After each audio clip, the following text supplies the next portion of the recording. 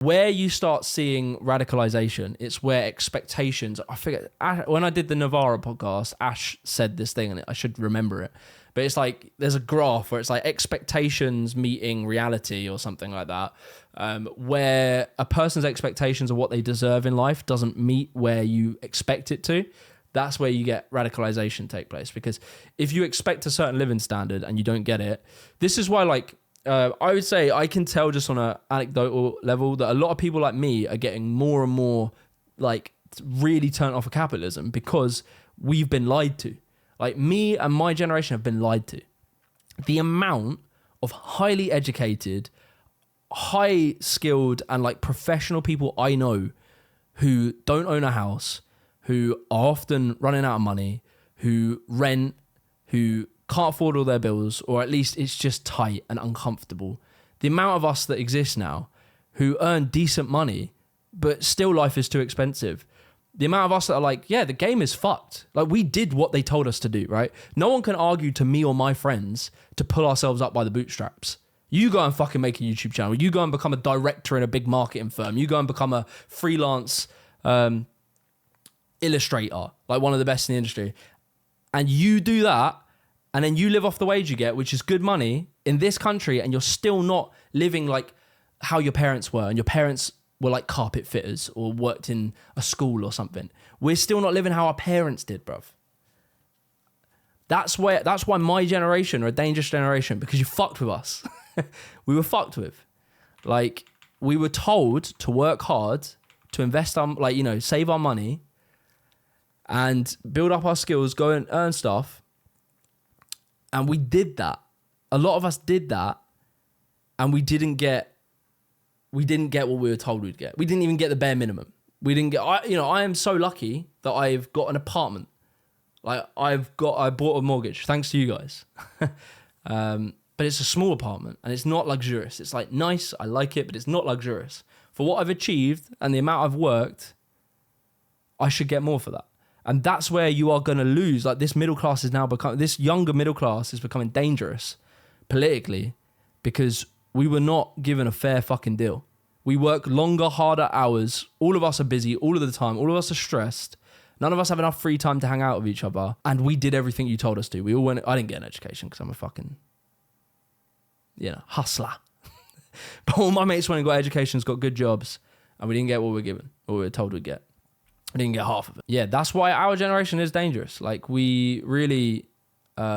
we are seeing this. So I reckon, and I don't know, this is all speculative, but I reckon my generation are going to become much more left-wing. Like, the sort of, I'm 30 now, I think something around 27 to like 35, 40, whatever that era is, they're going to be much more left-wing. I think you're going to see some movements to the right for the younger generation, the young lads. I think you're going to see that because they don't want to go into their lives thinking that the whole world is fucked and the whole system is stacked against them. They want to believe that if they work hard, they can make something of themselves. So they're going to vote for the parties, or at least agree with the politics of the people that say that message. But then when they hit 30, I can't imagine, they're going to go insane because they're going to have worked. Those like kids who are going to the gym all the time, getting educated, setting up their side hustles, like those hustle bros, they go and do that until they're 30. They work harder than anyone in their bloodline has ever worked. And they're sat there in their shitty one-bedroom apartment that they're paying all their money on. That's going to be a dangerous generation. Because they were lied to. They were lied to. Since your channel often highlights the bad of society in our country, I was wondering what you think of the ideal system and solution. I just believe in like sort of state power. Like, I believe the thing, when you even say the word state, you have to bear in mind we've all been conditioned through years of cultural propaganda around what even that word means. The state is an elected, democratically elected representatives of the people who vote for him, right? The state is us. We have some say over the state, right? The state is the public. That's why the phrase public is probably better than state. The state is going to have to be more powerful. It needs more wealth, because the reason we get taxed so heavy, and the reason that we, say like parking tickets, parking fines, business rates, all that stuff, the reason why they're so extortionate is because we've sold all of our wealth as a state. We've sold all of our social housing stock, all of those assets. We've sold all of our fucking industries, like airplanes, the fucking energy, the fucking rail, the mail, everything you could think of that was once British owned, we sold it to private investors. The state has no wealth. The state is broke. And so they have to penalize you in order to get some money to give you some of the basics of what a social democracy is going to give you. So I believe we need to rebuild state wealth. We need to either, and there's many ways you could do this, and this is where I'd be open to an actual conversation. This is where we need to shift the political discourse over to the left so we can talk about how we do these things. So I would personally be quite an advocate for the green energy thing. I think that would be sort of like what Norway did with oil, and they used that to make their welfare state. We could do the same. Green energy. I would say we need to renationalize the rail. And I think we really need to do something serious about housing. That's a discussion that smarter people than me are going to have, but we have to do something where we can't be getting ripped off on rent like the way we are. It's insane. If this is what I'm talking about, we are so ideologically captured that we have basically written off any chance of saying that perhaps, think about it. Imagine I said the phrase, the social housing needs to leave the private sector. We can't have a private housing sector, or at least it has to be decimated. You couldn't do that in Britain. That's insane. You couldn't even come close to saying it. But really think about it. Obviously, that's obviously what we need to do. Obviously, logically, that's what I'm saying. We're ideologically captured. We can't even have that conversation around housing, because we do not believe that there's any way that you're allowed to affect the free market of housing, even though the free market of housing has absolutely, completely failed us. Paying 40, 50% of your wage on housing is a failed society. That's a failed society. That's 40, 50% of your money that goes housing. That's money you're not spending in the community. That's money that you're not saving. That's money that you're not investing into yourself. That's money that you're giving to a landlord. It's insane. So we need to talk about how we're going to do it. But that's the problem where we're at politically, is that you couldn't even have that conversation in this country. You would be called a communist in 2 seconds. And that would somehow write it off. That'd be communist. Done. It doesn't matter if what I'm saying is right. It doesn't matter if obviously it's true. It doesn't matter if you look at Singapore and you look at their housing policy and you go, it seems to fucking work. Or if you go back to us after the war and we built social housing and you go, seemed to work, didn't it? And then you go, look at us right now. Does that work? Are we saying that this works? Is this better than Singapore, or is this better than the post-war period? Obviously not. Obviously not. But we can't even have that conversation in this country. Or rather, people don't want to see their houses lose value. That's it. That's the fundamental thing. So you remember when I was talking about, I did it in that video, I talked about the pool loungers, and I was talking about how generations can undo social democracy. It's because effectively what happens is when you sell it all off, there will be winners from that, right? There'll be winners from that, and you've made a culture of individuality where you value yourself, your immediate surroundings over the good of the people, which would actually in turn be better for you. That's my pool lounger analogy, where I said that if we all shared the pool loungers, everyone would have a pool lounger and it'd be better for you. You wouldn't have to stress out about the pool loungers.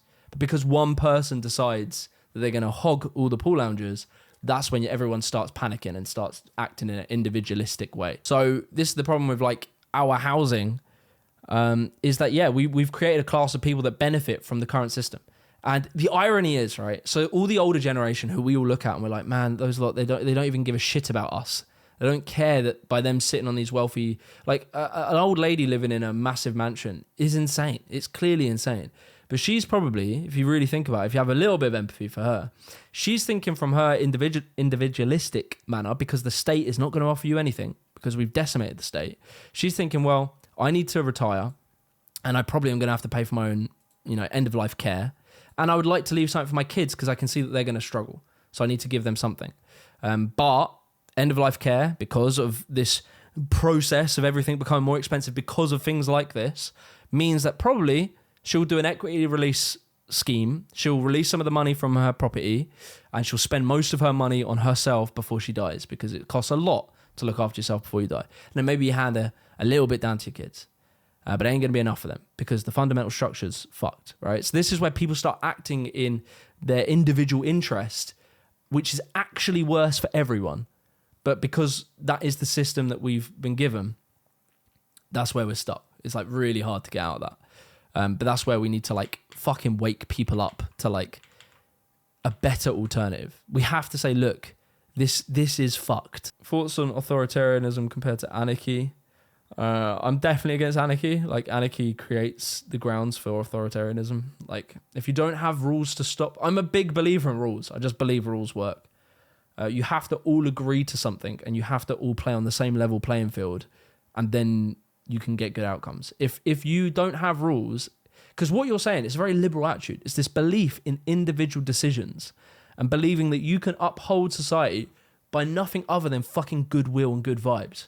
I'm sorry to tell you, there's going to be someone who doesn't have goodwill and good vibes out there, and he will manipulate your kindness, and he will see the gap in the market for an arsehole to come through and win. That's what an Andrew Tate is. That's what Donald Trump is. Like, that belief, it's so naive. That belief that people can just be and do good. Yeah, a lot of people can, but that one person won't, and he'll fuck the game up for everyone, and then you'll all have to do the same because you need to survive. So I don't personally believe in no rules. I believe you need rules. You need a state, but then it comes down to how democratized your state is.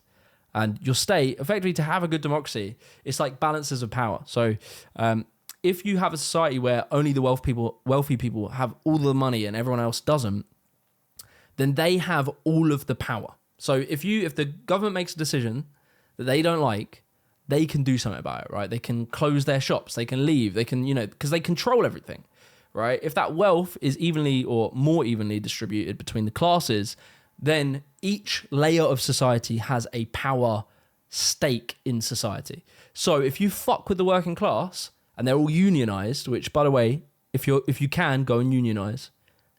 If the working class is all unionized and you fuck with them too heavy, they can strike. They can stop working. That's power. They have power. As a unit, they have power, right? When you get rid of their ability to strike, that's why they do this constantly. That's why they pass laws to try and make it weaker, so you have less protections, that you have less ability even to join unions. That's why they do that, because they have a power stake in society. If the middle class get fucked with, if they get poorer and poorer, they'll vote for a reform party. They'll vote for some crazy alternative. So, like, you need a society where each layer has a power stake.